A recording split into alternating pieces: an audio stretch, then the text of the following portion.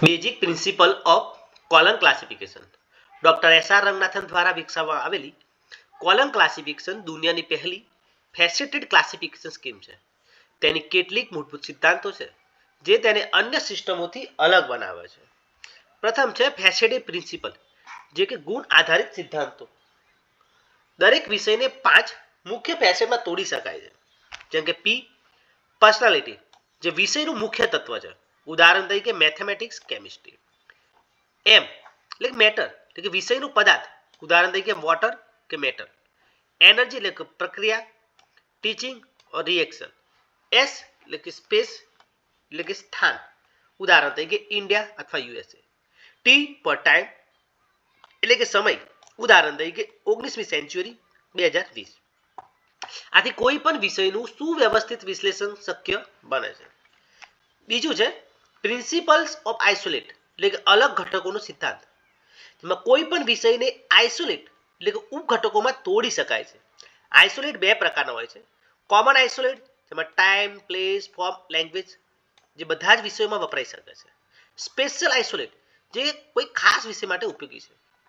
ત્રીજું છે principal of notation, ચિરાવલીનો સિદ્ધાંત. કોલમ ક્લાસિફિકેશનમાં મિક્સ નોટેશન છે, એટલે કે રોમન લેટર્સ, એરેબિક ન્યુમરલ્સ, પંક્ચ્યુએશન સિમ્બોલનો સમાવેશ થઈ શકે છે. કોલમનો ઉપયોગ કરીને ફેસેટ્સને અલગ કરવામાં આવે છે.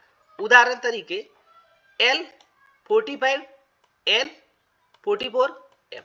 આપણે એ જોઈએ છે કે અલ્પવિરામ, સેમિકોલન, અલ્પવિરામ એટલે કોલનથી સબ્જેક્ટને અલગ પાડ્યા છે. જેનું ફૂલ ફોર્મ થાય છે મેન વિષય છે library science in India in 20th century, એટલે કે L,45 સેમિકોલન N,44 કોલન 5. ચોથું છે પ્રિન્સિપલ ઓફ રિલેટિવિટી સબ્જેક્ટ્સ, વિષયોની સંબંધિતતા. કોઈ પણ વિષય એકલા નથી, પરંતુ બીજા વિષય સાથે સંબંધિત છે. સીસીમાં ફેજ રિલેશન્સ દ્વારા 2 વિષયો વચ્ચેના સંબંધ દર્શાવવામાં આવે છે. ઉદાહરણ તરીકે use of statistics in economics, જેમાં ઇકોનોમિક્સ અને સ્ટેટિસ્ટિક્સ બંને વિષયોનો સમાવેશ છે. પાંચમું છે પ્રિન્સિપલ ઓફ હોસ્પિટાલિટી. જ્યારે નવા વિષયો આવતા રહે છે ત્યારે ક્લાસિફિકેશન સિસ્ટમમાં તેમને સ્વીકારવાની જગ્યા હોવી જોઈએ. સીસી ફેસેટેડ હોવાથી નવો વિષય નોટેશનમાં સહેલાઈથી ઉમેરાય છે.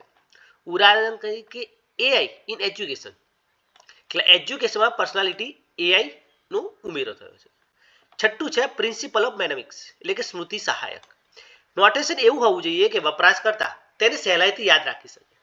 ઉદાહરણ તરીકે સીસીમાં 45 ઇન્ડિયા માટે છે, 5 એ 20th સેન્ચુરી માટે નોટેશન તરીકે વપરાયેલું છે. સાતમું છે પ્રિન્સિપલ ઓફ લિટરરી વોરંટ, એટલે કે ક્લાસિફિકેશન માત્ર એવા વિષયો માટે જ બનાવવી જોઈએ જેના પર સાહિત્ય ઉપલબ્ધ છે.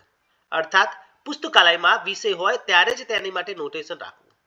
આઠમું છે પ્રિન્સિપલ ઓફ હેલ્પફુલ સિક્વન્સ, જેમાં બુક્સને સેલ્ફ એવો ક્રમ આપવો જોઈએ કે યુઝર્સ માટે વિષય શોધવો સહેલો બને. ઉદાહરણ તરીકે સ્પેસ આઇસોલેટને જીઓગ્રાફી મુજબ, ટાઈમ આઇસોલેટને હિસ્ટોરિકલ ઓર્ડર મુજબ ગોઠવવામાં આવે છે.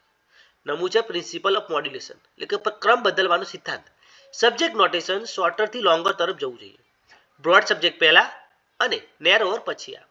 નિષ્કર્ષ જોઈએ તો ફેસેટેડ એનાલિસિસ, આઇસોલેટનો ઉપયોગ, mix notation with colon, relativity of subject, hospitality for new subjects, mnemonics, literary warrant, helpful sequence, modulation.